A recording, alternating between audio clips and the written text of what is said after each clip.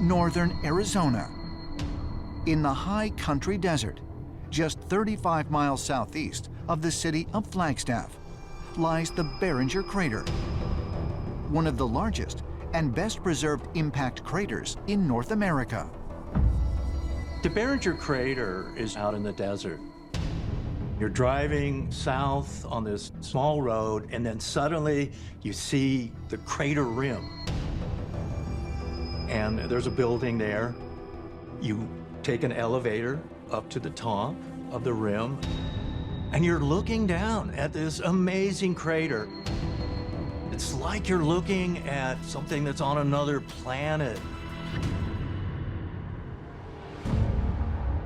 According to scientists, the Barringer Crater was formed roughly 50,000 years ago when a massive asteroid measuring 150 feet in diameter and weighing an incredible 300,000 tons slammed into the Earth's surface. The resulting explosion was 150 times more powerful than the atomic bomb that was dropped on Hiroshima in 1945. However, it is only one of many examples of how asteroid impacts have caused massive devastation on Earth and also shaped the world that we live in today. Asteroids hitting the planet Earth affect everything.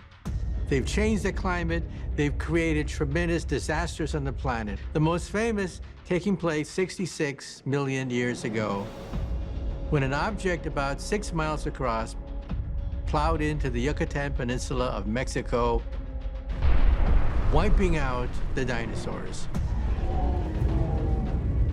It created a whole new landscape on Earth, and it allowed perhaps for creatures like ourselves to exist. So definitely rocks colliding with Earth had a huge impact on the evolution of life on Earth. While a major life-altering asteroid impact isn't known to have occurred on Earth for thousands of years, smaller fragments, known as meteors, penetrate the Earth's atmosphere on a regular basis. Statistically, we get hit by meteors all the time. You can go out any night and you can see shooting stars or falling stars, which are objects outside of the Earth entering the atmosphere and burning up. Some of them actually make it to the ground. We sometimes forget that the world we see around us originally came from outer space. When you look at the history of the Earth 4.6 billion years ago, back then there was basically rubble. Rubble, gas, particles circulating around the sun, and gravity began to coalesce much of this material, which eventually became the planet Earth. The Earth was molten for many billion years. The elements like the platinum-based materials and the uranium tend to be heavy. Much of the heavy metals drifted toward the center of the Earth when the Earth was formed.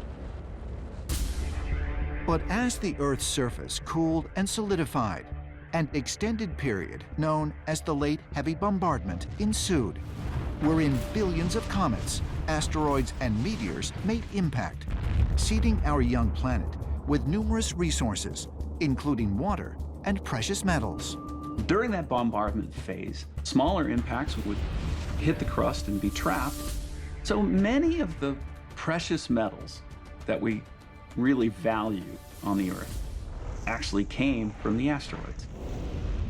Were it not for the metals that arrived on Earth from space during its formation, the development of a technologically advanced human civilization would not have been possible. These asteroids and meteors, they also contain not just ordinary chemicals like carbon and iron, but also materials that are strong, conduct electricity, things like platinum. Platinum that is used in the electronics industry. Meteorites are providing materials like iridium, quasi-nanocrystals that are ultimately used in our technology, and also gold. The meteorites bring the surfaced gold.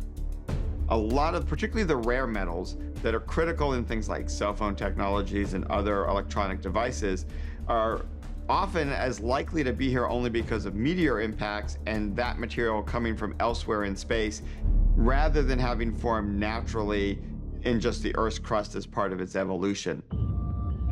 Although the evidence that cosmic impacts have been critical to sustaining life on Earth is profound, incredibly, scientists have recently discovered new evidence that meteors may have seeded the Earth with DNA.